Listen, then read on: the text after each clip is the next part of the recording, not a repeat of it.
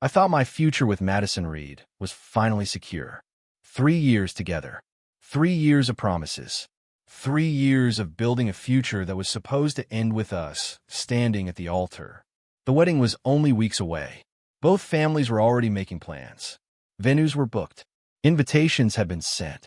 Everyone kept talking about how lucky we were. Then everything fell apart in a single evening. It happened during a family dinner. Madison sat across from me, unusually quiet. I squeezed her hand. "Everything okay?"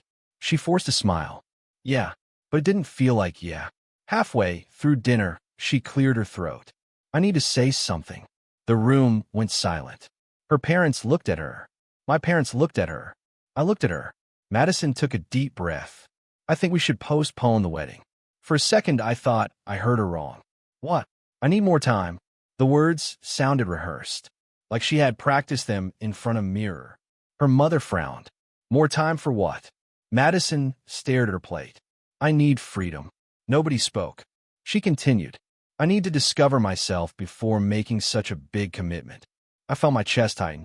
"Madison, we've been together for 3 years." "I know. The wedding is in a few weeks." "I know. Then why now?" She looked away. "I just need space." The answer made no sense, and everyone in the room knew it. The dinner ended awkwardly. Nobody knew what to say. As soon as we left, I followed her outside. "Tell me the truth." "I am telling you the truth." "No, you're not." She crossed her arms. "Why can't you just respect my decision?" "Because it came out of nowhere." She sighed. "I don't want to argue." Then she got in her car and drove away. I stood there alone, confused, angry, and suddenly afraid. A week later, I learned the real reason. Logan Pierce had returned to town. The name hit me like a punch. Logan was her ex-boyfriend, the one she used to describe as the biggest heartbreak of her life, the one who disappeared years ago, the one she supposedly moved on from. Yet the moment he returned, everything changed. Madison stopped calling as often. She canceled plans. She seemed distant whenever we talked. One afternoon, I finally confronted her. "Are you spending time with Logan?" Her eyes widened. "Who told you that?" "So it's true. We're just catching up." "Just catching up?" "Yes." I laughed bitterly. Funny how our wedding suddenly became a problem right after he came back. Her expression hardened. "You're being unfair." "Am I?" "You don't trust me." "I trusted you completely." The silence between us felt heavier than any argument. She grabbed her purse. "I need to go." And just like that, she left again. A few days later, my cousin Brandon called. "Come meet me." We sat in a small coffee shop. He didn't waste time. "She's keeping you as a backup." I stared at him. "What?" "Madison wants to see if Logan is still the guy she remembers." "That's not fair." Brandon shook his head. "You know I'm right." I looked down. Part of me hated hearing it. The other part already knew. "She's confused." "No." He leaned forward. "Confused people don't postpone weddings and spend every free moment with their ex." His words hurt because they sounded true. I rubbed my forehead. "What am I supposed to do?" "Nothing." I frowned. "What?" "Stop chasing her." I stayed quiet. Brandon pointed at me. "If she wants to leave, let her leave." 3 years, Brandon. "I know. 3 years." His voice softened. "And that's exactly why you shouldn't spend another 3 begging someone to choose you." I couldn't argue with that. 10 days before the wedding, Madison finally called. "Can we meet?" I already knew what was coming. We met at a small park where we used to spend weekends together. She wouldn't look at me. That told me everything. I called because I need to be honest. I nodded. "Okay." She swallowed hard. "I can't marry you." The words landed quietly, almost gently, but they still shattered something inside me. "I've decided to cancel the wedding." I stared at her. She waited for a reaction. Maybe tears. Maybe anger. Maybe desperation. Instead, I simply asked one question. "Is it Logan?" Her silence answered everything. Finally, she whispered, "I don't know." I smiled. Not because I was happy, because suddenly everything became clear. She wasn't choosing me. She was choosing the possibility of him, and she wanted me waiting in case it failed. Madison blinked. "Why are you smiling?" I looked at her calmly. "Because now I understand." Her expression changed. "What does that mean?" "It means you already made your choice." "I never wanted to hurt you." "You already did." She looked like she wanted to say something, but nothing came out. For the first time in 3 years, I felt strangely peaceful. The fight was over. The uncertainty was gone. I stood up. "That's it?" she asked. I nodded. "That's it. Aren't you going to say anything else?" I looked at her one last time. "No." Then I walked away. Behind me, I heard her call my name. I didn't stop. Everyone expected me to beg. Everyone expected me to fight for the relationship. Everyone expected me to break. Instead, I went home and started making phone calls. The venue, the vendors, the guests. One by one, I began changing every plan. Because Madison was right about one thing. Our future was no longer the future we planned together. And as I sat alone that night staring at the canceled wedding schedule, I realized something unexpected. She thought she had ended my story. She had no idea she had just started a completely different one. I threw myself into work the morning after the wedding was canceled. Not because I was trying to forget Madison, because I needed something to keep moving toward. If I sat still for too long, my mind always wandered back to her. Back to the promises. Back to the plans. Back to everything that no longer existed. A week later, I received a call from Gregory Shaw, my mentor, the man who had helped shape most of my career. "How are you holding up?" I laughed softly. "You heard about it. Everyone heard about it." "That bad?" "Pretty much." I leaned back in my chair. "I'm surviving." "Good." His voice became serious. "Then I want you to think about the offer again." I knew exactly which offer he meant. Months earlier, Gregory had offered me a leadership position in one of his growing companies. It came with a promotion, a major salary increase, and one complication. It required relocating to another city. At the time, I planned to marry Madison. Leaving wasn't an option, so I had delayed my answer. Now everything was different. Gregory waited patiently. Well, I stared out the window. For months, I had been treating that opportunity like something impossible. Suddenly, it felt simple. "When do you need me there?" He laughed. "That's the answer I was hoping for." "I'll take it." "Good. When do I start?" "As soon as you're ready." I smiled for the first time in days. "I'm ready." After ending the call, I felt something unexpected. Excitement. Real excitement. Not for a wedding. Not for a relationship. For my own future. That evening, I told my sister Chloe. She nearly dropped her drink. "Wait." She pointed at me. "You accepted it?" I did. Her face lit up. "Finally." I laughed. "You're not surprised?" "I've been waiting for this." "What do you mean?" Chloe rolled her eyes. "You wanted that job for months." "I know. And you kept pretending you didn't." I smiled. "Maybe." She shook her head. "No, maybe." Then her expression softened. "You sacrificed a lot for Madison." I looked away. Chloe continued. "Too much." I loved her. "I know." She reached across the table. "But your entire future can't depend on whether one person chooses you." Her words reminded me of Brandon. Different delivery. Same truth. For years, I had connected my value to Madison's approval. If she was happy, I felt successful. If she was upset, I felt like a failure. I never noticed how unhealthy that had become. Until now. Chloe smiled. "You know what I see?" "What?" "A guy who got his heart broken." I laughed. "Thanks." She grinned. "I'm not finished." I waited. "I also see a guy who's finally choosing himself." That stayed with me. Over the following weeks, I focused completely on preparing for the move. New responsibilities, new projects, new goals. The busier I became, the less space Madison occupied in my thoughts. Not because I hated her, because I was finally building something that belonged to me. Of course, rumors still reached me. They were impossible to avoid. One afternoon, Brandon called. "You hear the latest?" I sighed. "About Madison and Logan?" "Yep." "What now?" "They're together almost every day."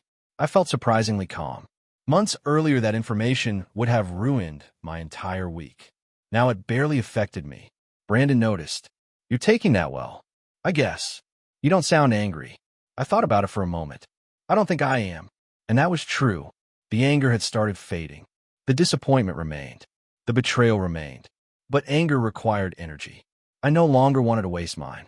After ending the call, I realized something strange. Madison and Logan could spend every day together. It didn't change my future. For the first time in a long time, I felt free.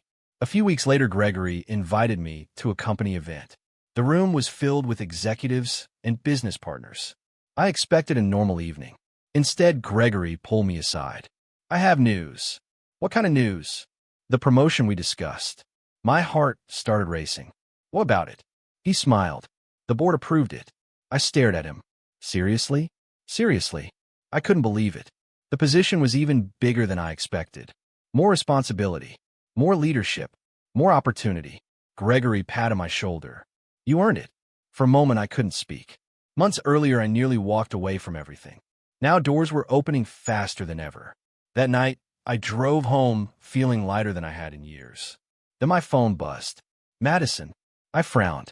She hadn't contacted me in weeks. The message was short. Hey, how have you been? I stared at the screen. Strange. Very strange.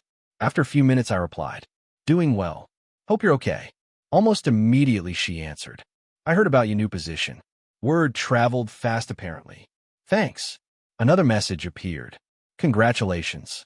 I hesitated. Then I typed a simple response. Thank you. A minute passed. Then another. Finally, her next message arrived. Are you really moving? I leaned back in my chair. The question felt different. Not casual. Not friendly. Almost worried. Yes. A few seconds later, another message appeared. For good. That's the plan. No response came for several minutes. When my phone finally buzzed again, I looked down. That's a big change. I smiled slightly. Yeah, it is. The conversation ended there, but something about it felt unusual. Over the next few days, Madison reached out again and again. Sometimes she asked about work, sometimes about the city, sometimes about future plans. The conversations remained polite, yet I couldn't ignore the shift. She suddenly seemed interested in things she had never cared about before. One evening, she called unexpectedly. I answered. Hello. Hey. Her voice sounded nervous. What's up? Nothing. A pause followed. Then she asked, Are you happy? The question caught me off guard. I looked around my apartment. Boxes were stacked everywhere. Moving plans covered my table. My future felt uncertain, but also felt exciting. And for the first time in a long while, I wasn't waiting for someone else to decide it. Yeah, the answer came naturally. I think I am. Silence filled the line. Then she spoke quietly. That's good. We talked for a few more minutes before ending the call. As I set my phone down, I realized something important. Madison wasn't talking to the same man she left. That version of me had spent every day hoping she would come back. Waiting, wondering, holding on to possibilities. That man was disappearing. With every new goal, every new achievement, every new step forward, he was fading further into the past. And judging by the nervousness in Madison's voice, she was finally starting to notice. Several months passed faster than I expected. My new city felt like home. My work kept growing. And every morning, I woke up with a sense of purpose I had not felt in years. Gregory had been right. Accepting the opportunity changed everything. One afternoon, he stopped by my office. He looked around and smiled. You're settling in well. I think so. You think so? I laughed. Okay, I know so. That's better. He sat across from me. You've exceeded every expectation. Thanks. No. He pointed at me. Take the compliment. I smiled. Thank you. For a moment, I thought about how different my life looked now. Back then, I was planning seating charts and wedding details. Now, I was leading projects and making decisions that actually excited me. More importantly, I finally felt respected. Not for what I could provide. Not for how patient I was. Not for how much I sacrificed. For who I actually was. A few weeks later, the company hosted a large networking event. I almost skipped it. After months of nonstop work, I wanted a quiet evening. Thankfully, Gregory refused. You're coming. I've already worked 12 hours. Good. He laughed. Now, go talk to people. So I went. That decision changed more than I realized. I was standing near one of the presentation displays when a woman walked over. You look like you're trying to escape. I turned toward her. She smiled. Confident. Relaxed. Amused. I laughed. Was it that obvious? A little. She extended her hand. I'm Olivia Hart. I shook it. Nice to meet you. Likewise. What do you do? Project management. She tilted her head. And you? I told her. Her eyes widened. Oh, what? I've heard about you. That made me laugh again. Hopefully good things. Very good things. We spent nearly an hour talking. Then another. The conversation flowed naturally. No games. No confusion. No mixed signals. Just genuine interest. Before leaving, she smiled. We should grab coffee sometime. I blinked. Are you asking me out? Maybe. I laughed. Then my answer is yes. Over the following weeks, we spent more time together. What surprised me most was how easy everything felt. Olivia said what she meant. She followed through on promises. She respected my goals. And she had ambitions of her own. One evening we were having dinner when she asked a question. Can I ask something personal? Sure. What happened with your ex? I paused. Then I told her. Not every detail. Just enough. When I finished, she shook her head. That's rough. It was. You must have loved her a lot. I did. Olivia looked at me carefully. And now? I thought about it. For a long moment, I genuinely considered the answer. Then I smiled. Now I think I finally love my life more. Her smile grew. Good answer. For the first time, I understood what a healthy connection felt like. Nobody was chasing. Nobody was pulling away. Nobody was treating the other person like a backup plan. It was simple, and that simplicity felt incredible. Meanwhile, news from home continued reaching me through friends and family. One evening, Brandon called. His voice sounded almost shocked. You won't believe it. What happened? Logan and Madison are a disaster. I leaned back. What now? Brandon laughed. Apparently, everything. I listened quietly. According to mutual friends, the excitement between Madison and Logan had faded quickly. The reunion that once seemed romantic became disappointing. Logan avoided serious conversations. He canceled plans. He missed important events. And whenever commitment came up, he changed the subject. Basically, he became exactly who he had always been. The same man who broke her heart years earlier.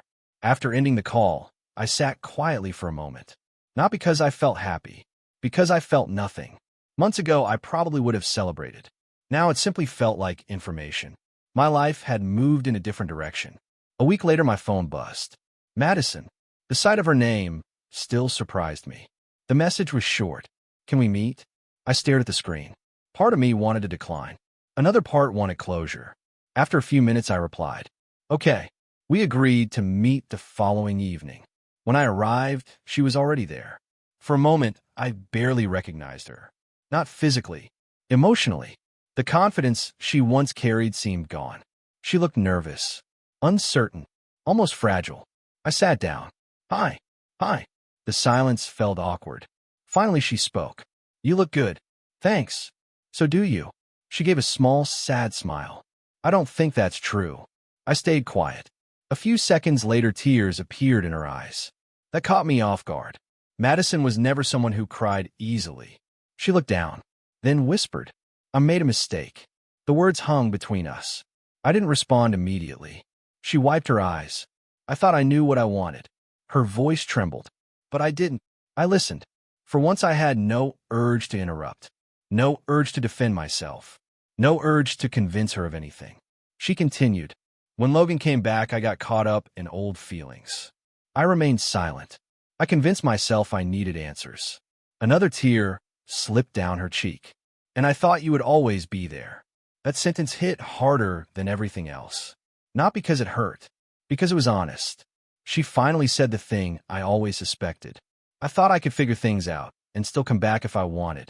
I looked at her. She immediately lowered her eyes. Ashamed. I know how terrible that sounds. At least you're honest. She nodded slowly. I never thought you'd move on. I almost laughed. Not out of cruelty. Out of disbelief.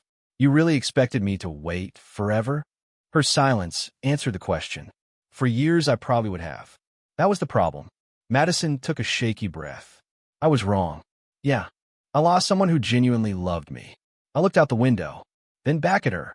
Maybe. Her eyes filled with fresh tears. Is there any chance? I already knew what she meant. For a moment, neither of us spoke. Then I answered honestly. The person you left doesn't exist anymore. She stared at me, heartbroken. I continued.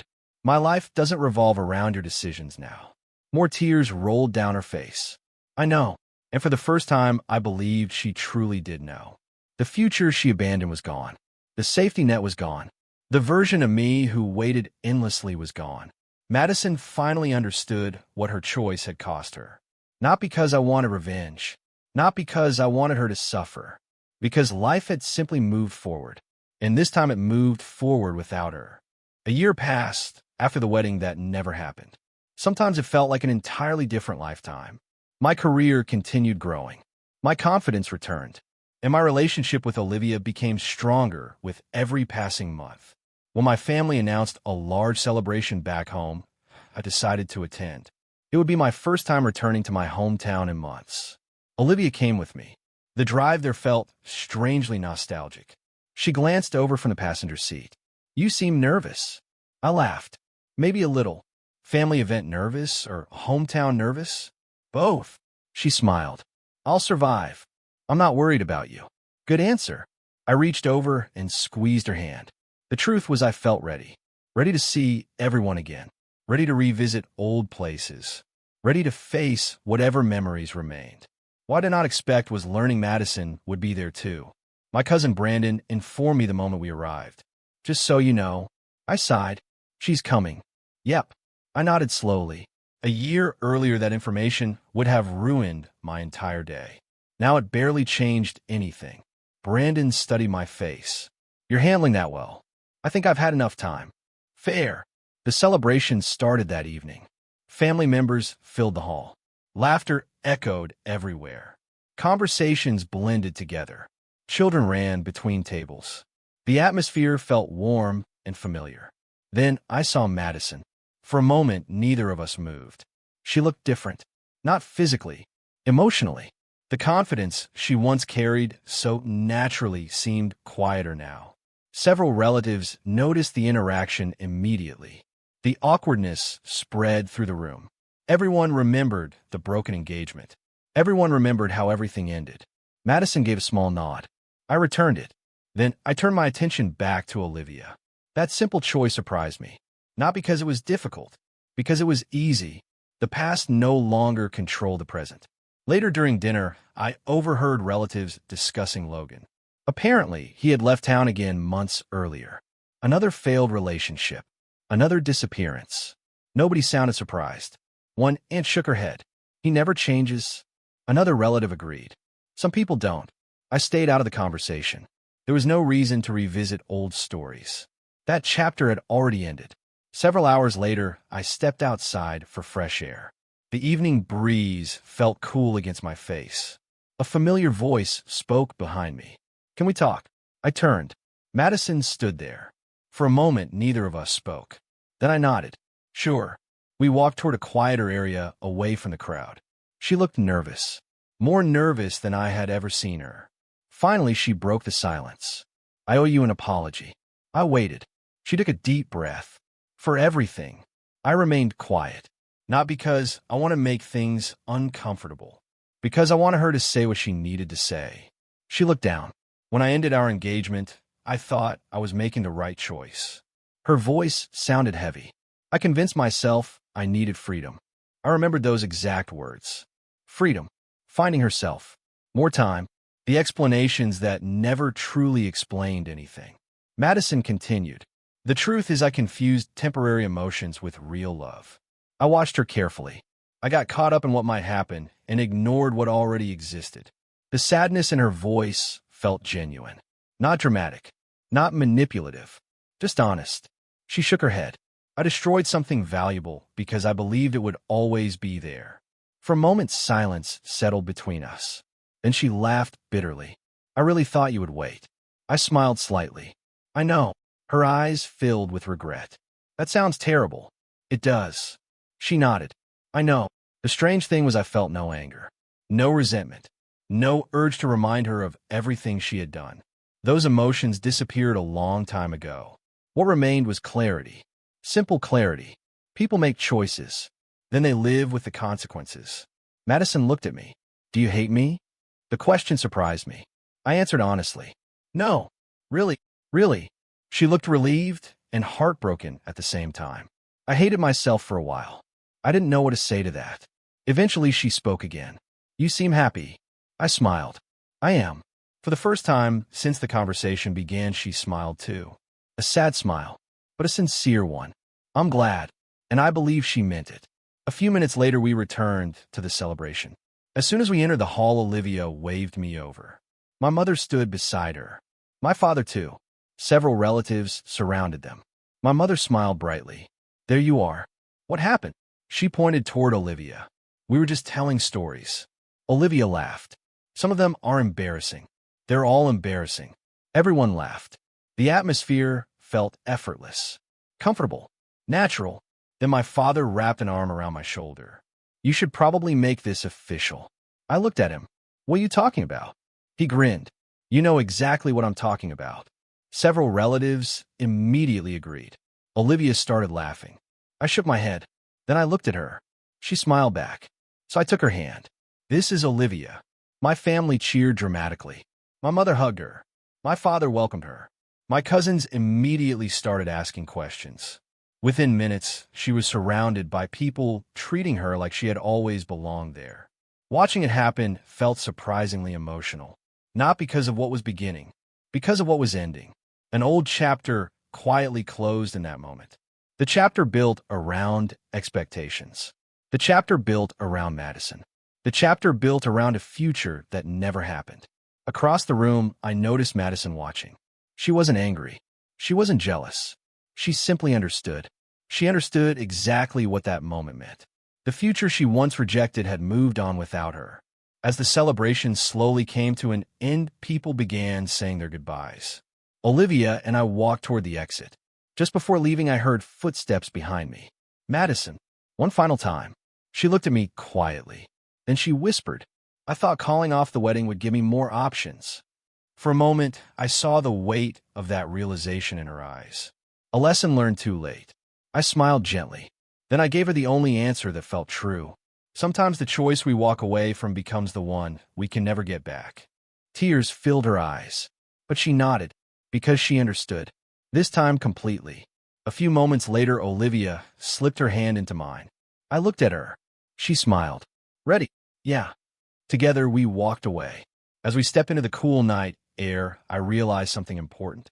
For years, I believed losing that wedding was the worst thing that could happen to me. I was wrong. Losing the life I wanted led me directly to the life I needed. And for the first time, I wouldn't change a single thing.